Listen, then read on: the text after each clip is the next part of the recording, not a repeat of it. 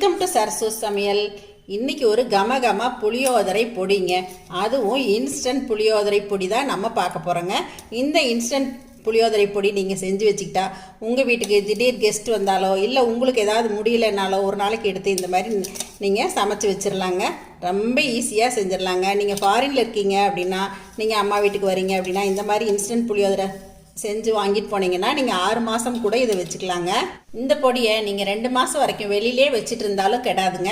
அப்படியே கோவில் புளியோதரை மாதிரி அவ்வளோ ஒரு மணமும் ருசியும் இருக்குங்க இந்த சாதத்தில்.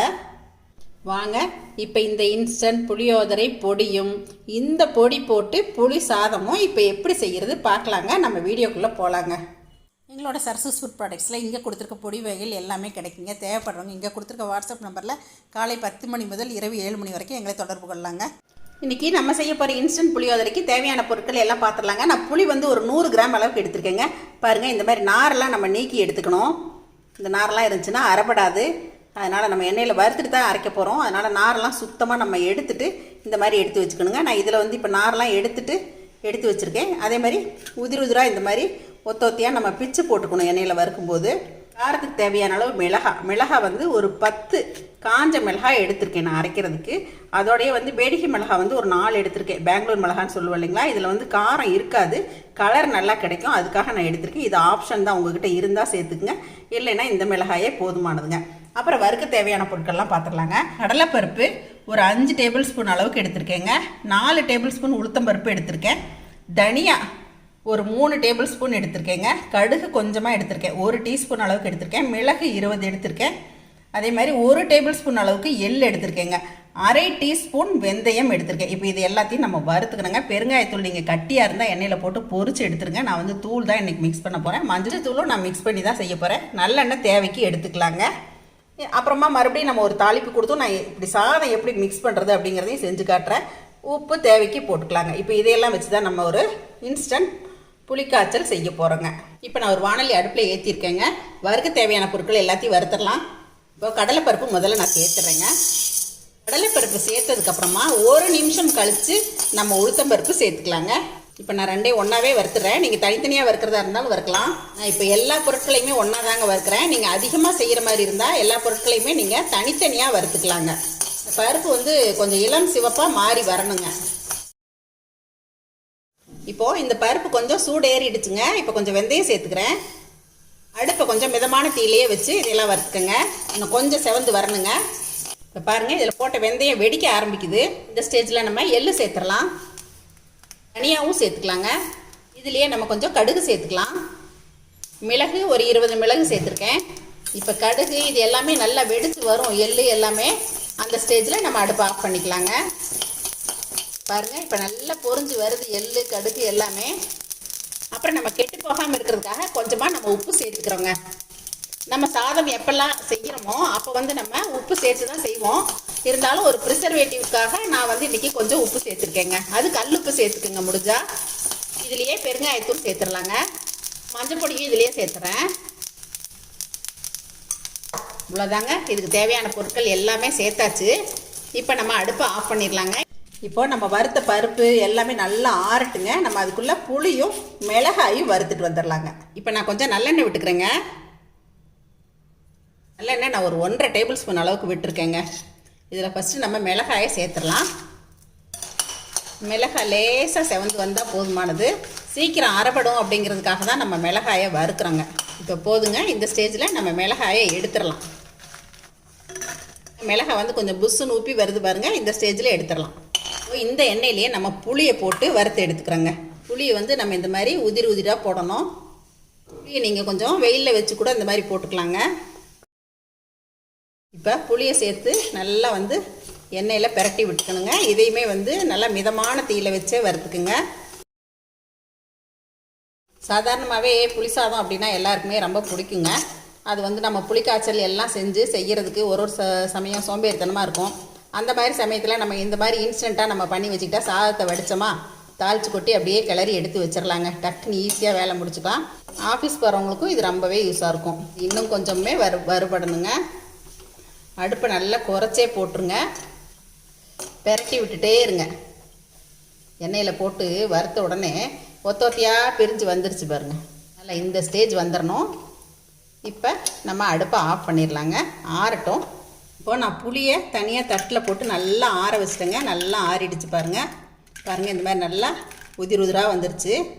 இப்போ மிளகாயும் புளியும் ஒன்றா சேர்த்து நம்ம அரைச்சிக்கலாம். அதே மாதிரி நீங்கள் மிக்ஸி ஜாரில் சேர்த்து அரைக்கும்போது கொஞ்சம் கூட ஈரம் இல்லாமல் பார்த்துக்குங்க. ஈரம் இருந்துச்சுன்னா நீங்கள் ரொம்ப நாள் வச்சுருக்கிறதுக்கு தாங்காது, அதனால் கெட்டு போயிடும். அதனால் நீங்கள் ஈரம் இல்லாமல் அரைச்சி வச்சுக்கிட்டிங்கன்னா 6 மாதம் ஆனால் கூட அப்படியே இருக்குங்க. இப்போ மிளகாயை சேர்த்துட்டேன், புளியையும் சேர்த்துட்றேன். இதை முதல்ல நம்ம அரைச்சிட்டு அதுக்கு அடுத்ததாக பருப்பை சேர்த்து அரைச்சிக்கலாம். இதை அரைச்சிட்டு வந்துடுறேங்க. இப்போது புளியும் மிளகாயும் சேர்த்து நான் இந்தளவுக்கு அரைச்சிட்டேங்க. ரொம்ப நைஸாலாம் அரைப்படாது, இந்த மாதிரி கொஞ்சம் குறக்குறான்னு தான் இருக்கும். இப்போ நம்ம பருப்பை இதில் சேர்த்துடலாங்க. இப்போ நம்ம இதையும் அரைச்சிக்கலாங்க. கொஞ்சம் குறக்குறப்பாகவே அரைச்சிக்கலாம். புளியோதரை பொடி அரைச்சோன்னு அப்படியே கமகமான வாசம் தூக்குதுங்க. இப்போ நம்மளோட இன்ஸ்டன்ட் புளியோதரை பொடி ரெடிங்க. இது பாருங்கள், கொஞ்சம் குறகுறப்பாக தான் இருக்கும். பருப்பெல்லாம் நைஸாக அரைப்படாது, கொஞ்சம் குறகுறப்பாக தான் அரையும். குறகுறப்பாக அரைச்சாதான் புளி சாதமும் ரொம்ப நல்லாயிருக்கும். இப்போ நான் இதை வச்சு உங்களுக்கு சாதமும் எப்படி செய்கிறதுன்னு செஞ்சு காட்டிடுறேங்க. சாதமும் இந்த மாதிரி உதிராக வேக வச்சு கொஞ்சம் நல்லெண்ணெய் விட்டு ஆற வச்சு எடுத்து வச்சுருக்கேங்க. இப்போ நம்ம தாளிப்பு கொடுத்துட்டு இதில் மிக்ஸ் பண்ணிடலாங்க. இப்போது புளியோதரை தாளிக்கிறதுக்கு நான் ஒரு வாணலி அடுப்பில் வச்சுருக்கேங்க. நல்லெண்ணெய் விட்டுக்கலாம். என்ன தான் நம்ம இன்ஸ்டன்ட் புளியோதரை பண்ணி வச்சாலும் தாளிப்பு கொடுத்து கிளறினா தான் நல்லாயிருக்கும். கடுகு சேர்த்துக்கலாம், உளுத்தம்பருப்பு சேர்த்துறேன், இப்போ கடலைப்பருப்பு சேர்த்துக்கலாம். இப்போ கடுகு உளுந்தெல்லாம் நல்லா பொரிஞ்சிருச்சுங்க. கருவேப்பிலை சேர்த்துக்கலாம், 2 காஞ்ச மிளகாய் சேர்த்துக்கலாம். மிளகாய் நம்ம காரத்துக்கு போட்டிருக்கோம், இருந்தாலும் ஒரு 2 மிளகாய் கிள்ளி தாளிச்சிக்கலாங்க. கொஞ்சமாக பெருங்காயத்தூளும் சேர்த்துக்கலாம், அதுலேயும் போட்டிருக்கோம். இப்போ கொஞ்சம் போட்டுக்கலாம். நம்ம வேர்க்கடலை வறுத்து தோல் எடுத்து சேர்க்குறேங்க. இப்போ இது எல்லாமே நல்லா வறுபட்டாச்சுங்க. இதிலே கொஞ்சமாக மஞ்சத்தூள் சேர்த்துக்கிறேங்க. அப்போதைக்கு ஃப்ரெஷ்ஷாக போட்டால் நல்லாயிருக்கும், அதுக்காக கொஞ்சமாக சேர்க்குறேன். இப்போ இதை சாதத்தில் சேர்த்துடலாங்க. நீங்கள் ஆஃபீஸ்க்கு போகிற நேரத்தில் அவசரமாக செய்யணும் அப்படின்னா நீங்கள் இந்த மாதிரி கூட செய்யலாங்க. இந்த மாதிரி ஒரு தாளிப்பு கொடுத்து நீங்கள் ஒரு 4-5 தடவைக்கு ஆகிற மாதிரி நல்லா தாளிப்பு கொஞ்சம் அதிகமாக கொடுத்துக்குங்க. கொடுத்து மிளகாலாம் கிள்ளி போட்டு இதுலேயே கொஞ்சம் பொடியை போட்டு நல்லா மிக்ஸ் பண்ணிவிட்டு அடுப்பை ஆஃப் பண்ணிவிடுங்க. நல்லா ஆறினதுக்கப்புறமா ஒரு கிளாஸ் பாட்டிலில் எடுத்து வச்சுக்கோங்க. அப்பப்போ தேவைக்கு கொஞ்சம் நீங்கள் எடுத்து போட்டு கிளறிக்கலாங்க. நம்ம இப்போ இதை சாதத்தில் மிக்ஸ் பண்ணிடலாங்க. இப்போது நம்ம தாளிச்சதெல்லாம் சாதத்தில் கொட்டியாச்சுங்க. இப்போ நம்ம தேவையான அளவுக்கு புளியோதரை பொடி சேர்த்துக்கலாங்க. நான் இப்போ இதுக்கு ஒரு 4 ஸ்பூன் அளவுக்கு போடுறேங்க. இப்போ நம்ம பத்தலைன்னா பார்த்துட்டு போட்டுக்கலாம். உப்பு நம்ம கொஞ்சமாக சேர்த்து அரைச்சிருக்கோம். இப்போ சாதத்துக்கு தேவையான அளவு நம்ம உப்பும் சேர்த்துக்கலாங்க. இது நல்லா மிக்ஸ் பண்ணி விட்டுறணுங்க. இது நல்லா கலந்துட்டு புளிப்பு பார்த்துட்டு பத்தலை அப்படின்னா நம்ம மறுபடியும் 1-2 ஸ்பூன் போட்டுக்கலாங்க. இப்போது புளிப்பு கொஞ்சம் குறைவாக இருக்குங்க, நான் மறுபடியும் கொஞ்சம் போடுறேன். ஏன்னா நீங்கள் புளிப்பு பார்த்துட்டு போட்டுக்குங்க. ஒரு புளி வந்து ரொம்ப புளிக்கும், ஒரு சில புளி வந்து புளிப்பு குறைவாக இருக்கும். அதனால் நீங்கள் வந்து புளிப்பு பார்த்துட்டு பொடி சேர்த்துக்குங்க. உப்பும் சேர்க்குறேன், உப்பும் குறைவாக தான் இருக்குது. இப்போ இதை நம்ம நல்லா மிக்ஸ் பண்ணி விட்டுக்கலாங்க. நான் சாதத்தில் நல்லெண்ணெய் விட்டு தான் ஆற வச்சுருக்கேன். 1 டீஸ்பூன் நல்லெண்ணெய் விட்டு பெரட்டுறேங்க. இந்த புளி சாதத்துக்கு நல்லெண்ணெய் தான் டேஸ்ட் இல்லைங்களா?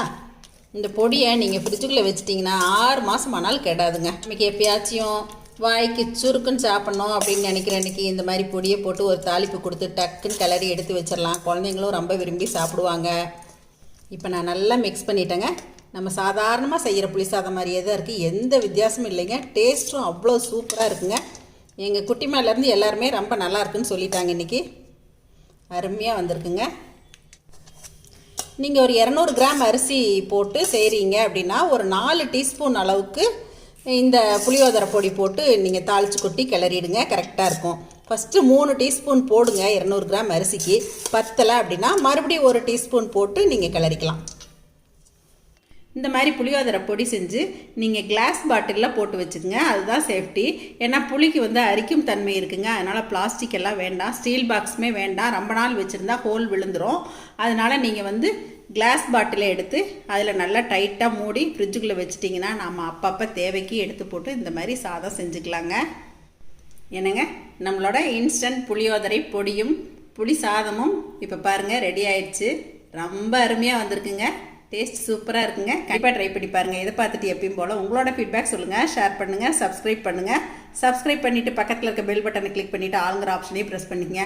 அப்போ தான் நான் போடுற வீடியோஸ் எல்லாமே உங்களுக்கு உடனுக்குடன் வந்து சேருங்க. தேங்க்யூ. சரசு சமையல் பாருங்கள், சமையல் நல்லா பண்ணுங்கள்.